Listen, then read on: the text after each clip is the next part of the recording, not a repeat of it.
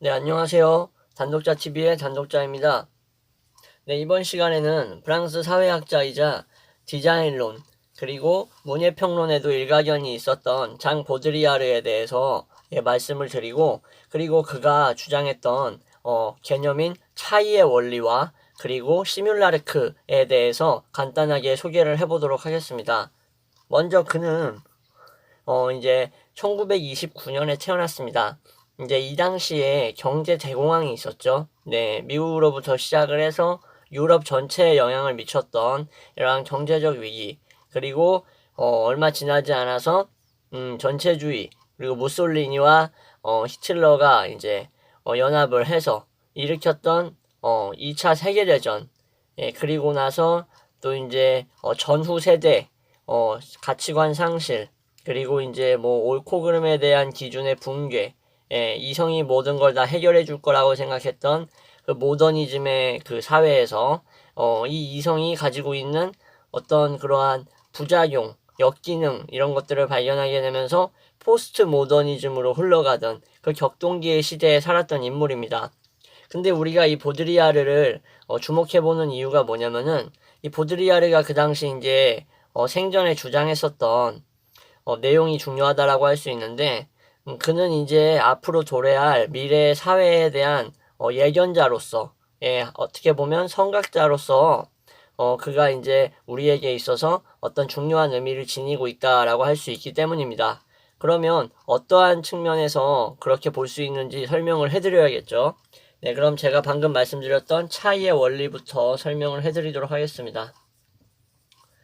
이 보드리아르에서 주목할 부분은 우리의 사회를 그 소비 사회의 측면에서 정확하게 거의 예측을 했다라는 부분입니다.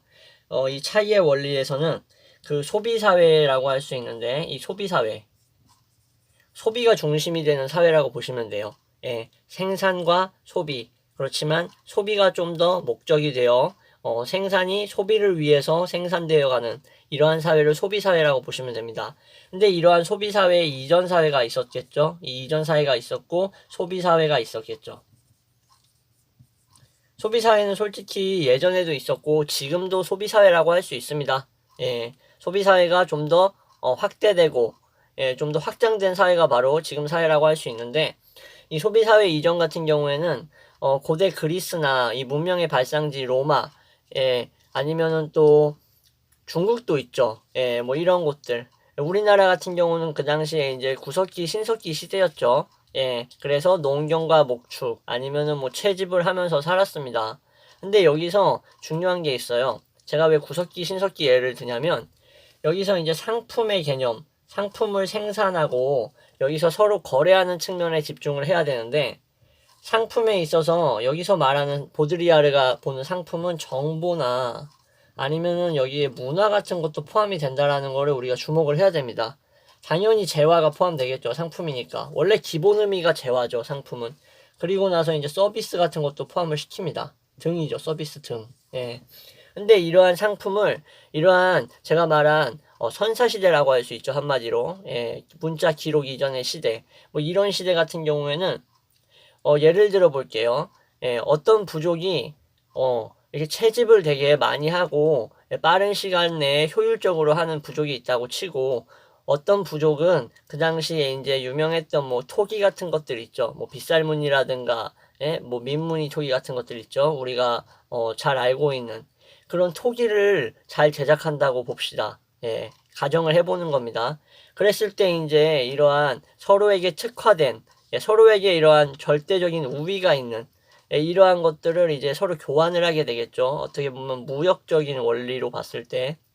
그때 있어서 이 소비사회 이전에 이러한 상품의 교환이나 어떻게 보면 이러한 생산 같은 것들은 기준이 있었어요. 기준이 뭐냐면은 그 기능과 용도라고 볼 수 있습니다. 용도. 네. 기능과 용도. 너무나 당연한 얘기죠. 왜 기능과 용도였냐면은 이 당시에는 뭐 이것을 가지고 서로 뭐 사치를 부린다든가 아니면은 뭐 이거를 가지고 뭐 뽐을 잰다든가 그런 용도로 사용하진 않았을 거 아니에요. 그쵸? 단순히 진짜 그릇을 만들어서 음식을 보관하거나, 이물질이 들어가는 것을 방지하거나, 뭐 동물의 가죽으로 옷을 만들었을 때 추위나 외부의 이러한 공격으로부터 보호하거나 이러기 위해서 이러한 것들을 만들었다라고 볼 수가 있는 겁니다.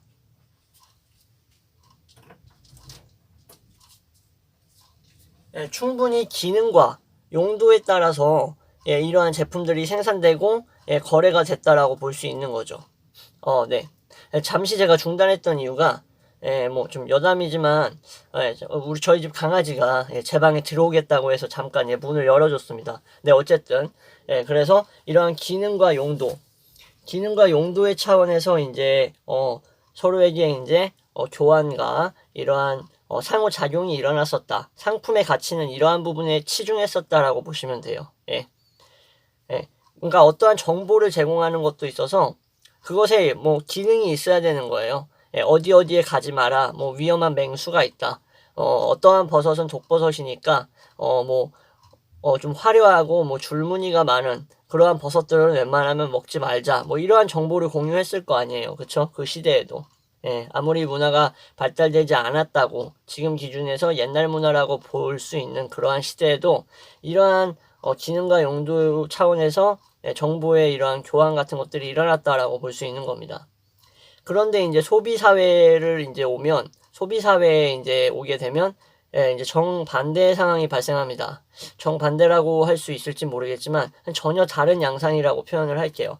이제는 어떤 것에 측면을 맞추냐면 이제는 사치와 기호의 측면을 맞추게 됩니다.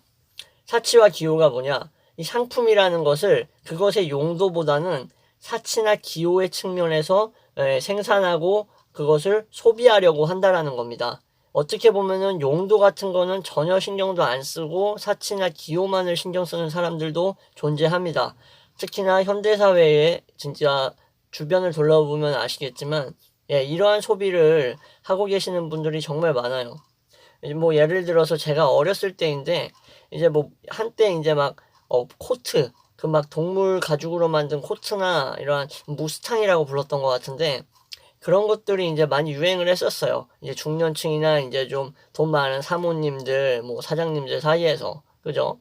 근데 이러한 것들이 잘 생각해보면 뭐 그들이 뭐 추위로부터 자신을 보호하기 위해서 그러한 것들을 사진 않았을 거 아닙니까? 그쵸? 그러한 제품과 그러한 상품을 구매하고 소비하는 이유에는 내가 다른 사람과의 구분을 짓고자 하는 그러한 욕구가 있는 거예요. 그러니까 나와 타자 간의 구분이 확실하다라는 것을 사회나 다른 사람들에게 드러내고자 했다라는 겁니다. 그러한 것들을 이제 소비함으로써 한마디로 말씀드리면 자신의 이제 개성이나 타자와의 차이를 드러내기 위해서 이러한 소비를 했다. 이것이 바로 현대 소비 사회와 점점 앞으로 드러날 것이라고 예상되는 이러한 방식입니다. 소비, 생산의 방식이죠. 그래서 이제 이러한 것들과 또 문제가 될 만한 게 뭐냐면은 보드리아르가 봤을 때는 이러한 소비 또 이제 문제를 일으킬 수 있는데 이게 보편화된다라는 게 좀 안타까운 거예요. 그리고 나서 이제 뭐 핸드폰을 하나 예로 들어 드릴게요. 이건 뭘 설명하려고 하냐면은 핸드폰 A가 있고 B가 있다라고 칩시다. 그러면은 이 A와 B에 이 지금 제가 A-를 붙였는데 이 A-는 약간의 기능만 수정된 거예요.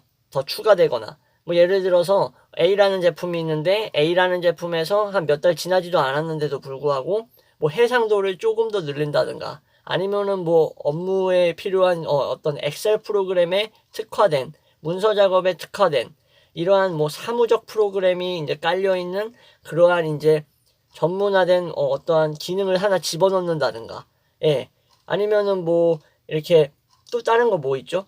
제가 뭐 이렇게 핸드폰에 그렇게 관심이 없어가지고 하여튼 제가 어떤 말을 드리려는지는 알겠죠.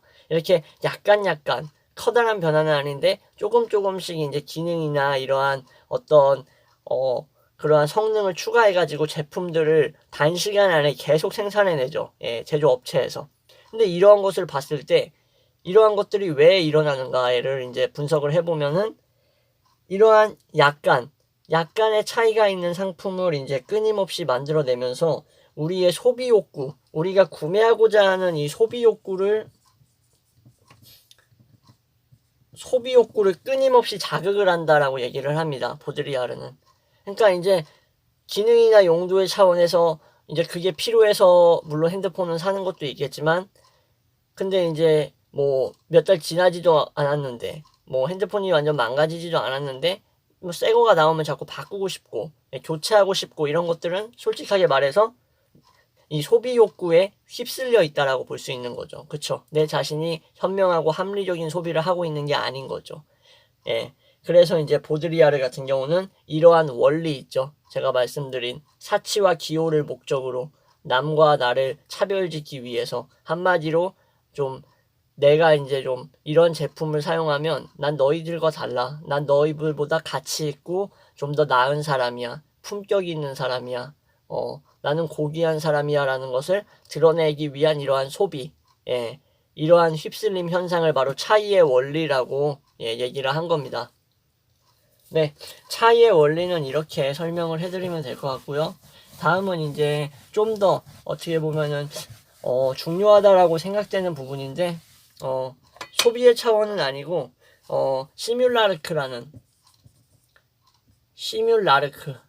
시뮬레이션 할 때 그 앞에 시뮬이랑 똑같습니다. 근데 이제 시뮬라르크라는 개념에 대해서 설명을 해드리도록 하겠습니다.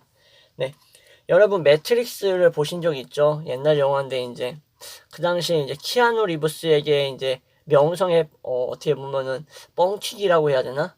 예, 명성을 극대화시켜준 작품인데, 그 당시에 이제 스미스 요원이라고 해서 이제 복제 인간이라고 해야 되나? 예, 수많은 이제 똑같이 생긴 사람들이 막 나오는데, 그 당시에 좀 인상 깊었던 기억이 납니다. 예, 그 당시 되게 젊었을 때, 예, 그때인데, 이제 그 얘기를 제가 드리는 이유가 뭐냐면은, 그 시뮬라르크라는 것은 이제 이것을 설명해 드리기 위해, 오리지널, 그리고 모상이라는 것을 제가 먼저 설명을 해드려야 됩니다. 예, 물론 매트릭스 같은 경우에는요, 이 매트릭스라는 영화가 제가 지금 말씀드리고자 하는 이 시뮬라르크의 영향을 받았다고 해야 되나? 이러한 시뮬라르크적인 요소가 그 영화에 많이 배어있기 때문에, 예, 그렇기 때문에 이제 제가 매트릭스를 뜬금없이 언급을 한 겁니다. 예, 상관이 있다라는 거예요. 네, 어쨌든, 네, 그러면 이제 지금 말씀드리고자 하는 거는 이 오리지널이라고 하는 것은 원본이라고 보시면 됩니다. 원본이고, 모상이라는 것은, 예, 말 그대로 이제 복제품 같은 것들이나 아니면은 이제 이 원본을 바탕으로 해서 만들어낸 것들을 바로 이제 모상이라고 보시면 되는데, 한마디로 이제 현대 사회가 되고 시대가 가면 갈수록 이 오리지널보다는 모상이 더 중요해지는 시대가 온다라는 겁니다. 예, 지금도 약간 이러한 측면이 있어요. 예, 이미 이러한 시대에 도래하지 않았나 싶습니다. 그래서 이제는 우리는 원본을 생산해내는 게 목적이 아니라 이러한 복제품을 생산해내는 게 목적이 된다라는 겁니다. 예, 그러니까 한마디로 다른 제품과 차이가 있는 제품을 만들어내려는 게 목적이 되는 게 아니라 그 제품에 있어서 여러 종류를 만들어내는 것이 더 중요해지는 세상이 온다라는 거죠. 간단하게 이제 도식해드리면은 A, B, C를 생산하는 게 중요한 게 아니라 더 이상 원본을 이 A를 어떻게 이제 모방을 해서 모상으로 만들어낼 것인가가 중요하다라는 거예요. 예, 뭐 이런 식으로 있죠. 예, 뭐 이런 식으로. 예, 뭐 A 다시, A 알파, A 베타 이런 식으로 핸드폰 예를 들렸었죠. 예, 그런 식으로. 예, 더 이상 이제 오리지널보다는 모상이 더 중요시 되는, 오리지널은 더 이상, 크게 의미를 가지지 않는 시대가 이제 온다라고 예언을 한 겁니다. 그래서 모든 우리가 살아가는 현실 있죠? 이러한 현실들이 이제 한마디로 다 모상으로 된다. 모두 모상으로 변할 것이다라고 예언을 한 겁니다. 네. 그래서 이제 보시면은, 보드리아르 같은 경우는 이제 이러한 오리지널, 원본이 없는 모상을 바로 이 시뮬라르크라고 부른 겁니다. 네, 그게 바로 이제 시뮬라르크예요. 제가 말씀드린. 그리고 이러한 시뮬라르크를 만들어내는 것, 이러한 모상들을 만들어내는 것을 바로 시뮬라시옹이라고 부른 겁니다.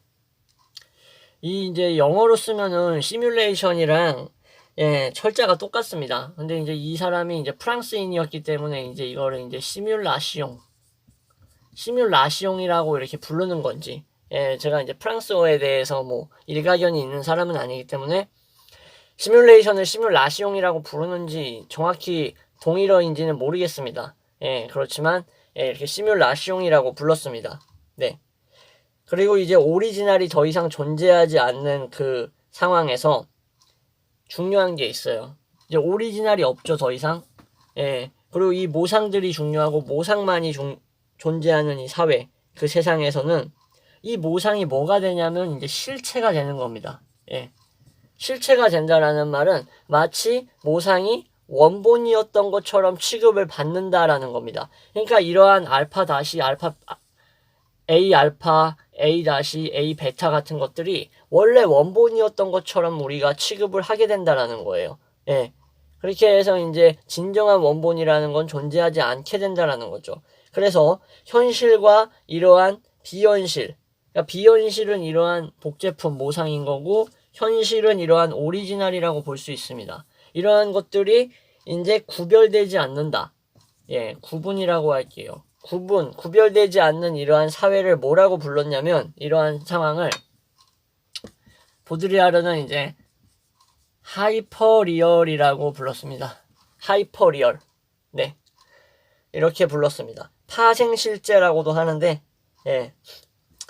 이렇게 해서, 보드리아르에 대한 설명을 마무리하는 걸로 하겠습니다. 보드리아르 같은 경우에 이제 제가 한마디 더 덧붙이면, 예. 지금 제가 설명드렸던 것처럼 뭐 그렇게 뭐 이제 제가 일대기에 대해서 많은 얘기를 안 드렸던 이유가 이 사람이 주장한 이러한 개념이 저희가 살아가고 있는 이 영상을 보시는 분과 그리고 저가 이제 살아가고 있는 이 사회와 너무나 닮은 점이 많고 실제로 이 사람은 이러한 상황을 예언했다라고 볼 수 있기 때문에 큰 의미가 있다라고 생각을 했던 겁니다, 제가. 그래서 이제 촬영을 한 거고요. 네, 지금까지 시청해주셔서 네, 정말 감사합니다. 다음에는 또 다른 컨텐츠 가지고 다시 찾아오도록 하겠습니다.